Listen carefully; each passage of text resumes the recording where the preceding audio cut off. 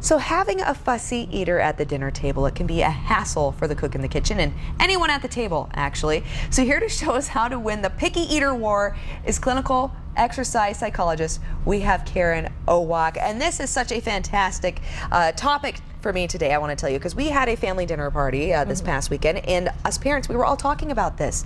The picky eaters, how hard it can be to get your children to eat. So we're at war, right? We are. Okay, so tell me about this picky eater war. Well, as a mom of Yes. 2 boys and as a health educator, I've learned that kids like to play with their food.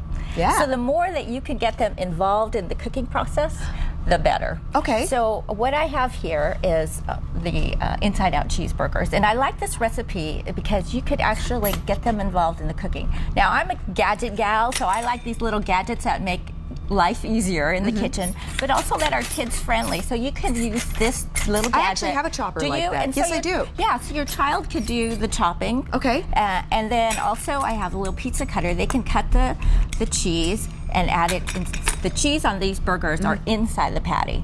Oh, so they can make cheese all stuff. Yeah, they can make all these little shapes and sizes and let them have fun with that. That's cool. But also I like that they can assemble their own. So I particularly like the pita pockets because kids like to eat things in little packages. And it also makes eating the burger a little neater. Things aren't falling out of the bottom. Especially for little hands. Yes. I love that. I have a 2.5-year-old. That'd be a lot easier for Lila. Very good. Okay. So I have a variety of vegetables. Let them pick their own, and then just a tip: make sure they're cut very thin and small, or so it's not so intimidating. Bulky and intimidating. Yeah, it's a little might be a little too much for them. And I love your display too, because this invites me to want to create and make something. So I can only imagine that that makes it even more fun for kids, and right? the kids love to eat the little wings. Yeah. Now, the other tip I have is don't be a short order cook. My mom was just like that. Yeah.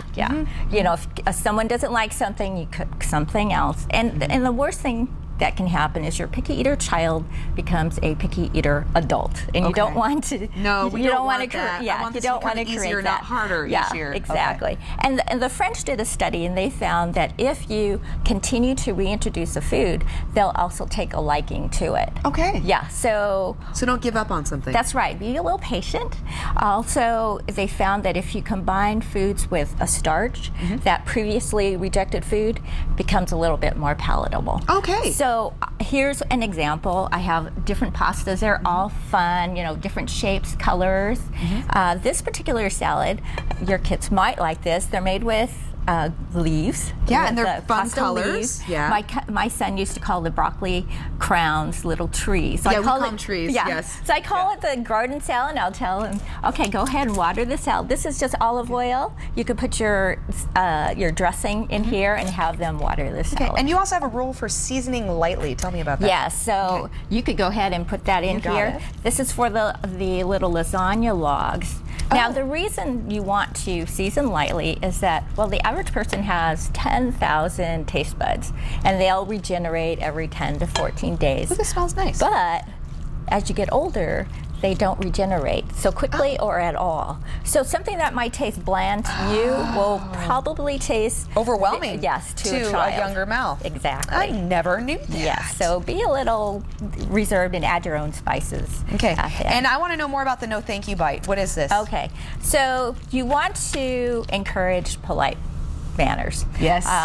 Yeah. So don't let your child come to the table and say, "Ick, I don't like that." I always encourage taking one bite and then respecting their decision whether they want to eat more or not. You can try introducing them a little later, but at least say no thank you if they don't want it. Okay. I like that. Yeah. That's a great rule. Yeah. So at least they're making the effort to try something new.